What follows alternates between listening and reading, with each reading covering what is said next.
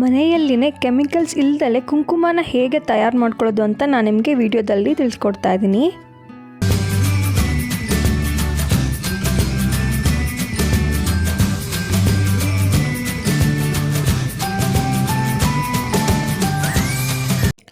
ನಾನಿಲ್ಲಿ 2 ನಿಂಬೆಹಣ್ಣಿನ ರಸ, ಸ್ವಲ್ಪ ಅಡುಗೆ ಸೋಡಾ ಹಾಗೆ ಮನೇಲೇ ಕುಟ್ಟಿ ತಯಾರಿಸಿರೋ ಅಂಥ ಅರಿಶಿಣದ ಪುಡಿನ ತಗೊಂಡಿದ್ದೀನಿ.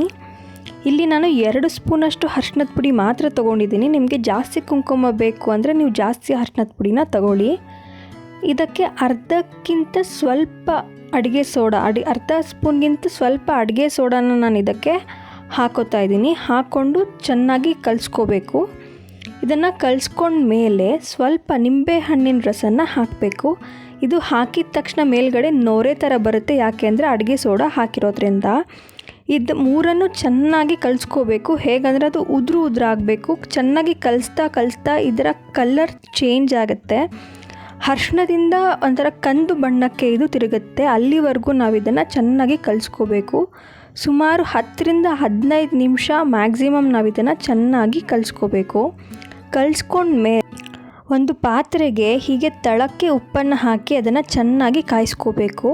ಉಪ್ಪು ಕಾಯ್ದಾದಮೇಲೆ ನಾವು ಉದ್ರಾಗಿ ಏನು ಅರಿಶಿಣ ನೋಡಿ ಕಲರ್ ಚೇಂಜ್ ಆಗಿದೆ ಸ್ವಲ್ಪ, ಇದನ್ನು ಚೆನ್ನಾಗಿ ಸ್ವಲ್ಪ ಹಾಗೆ ಬಿಸಿ ಮಾಡಬೇಕು. ಇದನ್ನು ಬಿಸಿ ಮಾಡ್ತಾ ಇದ್ರ ಕಲರ್ ಚೇಂಜ್ ಆಗುತ್ತೆ. ಇದು ಚೆನ್ನಾಗಿ ಕಾಯ್ದ ಮೇಲೆ ಈ ಥರ ಒಂದು ಮೆರೂನ್ ಕಲರ್ ಬರುತ್ತೆ. ಇದನ್ನು ಚೆನ್ನಾಗಿ ಮತ್ತೆ ಕಲಿಸ್ಕೊಂಡು ಸ್ವಲ್ಪ ಹೊತ್ತು ತಣ್ಣಗಾಗೋವರೆಗೂ ಬಿಡಬೇಕು. ತಣ್ಣಗಾದಮೇಲೆ ಇದನ್ನು ಮತ್ತೆ ಹುಡಿ ಮಾಡ್ಕೋಬೇಕು. ಅಂಗಡಿಯಲ್ಲಿ ಸಿಗೋ ಥರ ಆಯಿಲ್ ರೆಡ್ ಕುಂಕುಮ ಇದು ಬರೋದಿಲ್ಲ, ಮೆರೂನ್ ಕಲರ್ ಬರುತ್ತೆ.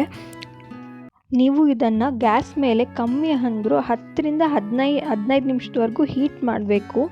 ಆವಾಗಲೇ ನಿಮಗೆ ಚೆನ್ನಾಗಿ ಕಲರ್ ಬರೋದು. ನಿಮಗೆ ಈ ವಿಡಿಯೋ ಇಷ್ಟ ಆಗಿದ್ದರೆ ಲೈಕ್ ಮಾಡಿ, ಶೇರ್ ಮಾಡಿ ಮತ್ತು ಸಬ್ಸ್ಕ್ರೈಬ್ ಮಾಡಿ.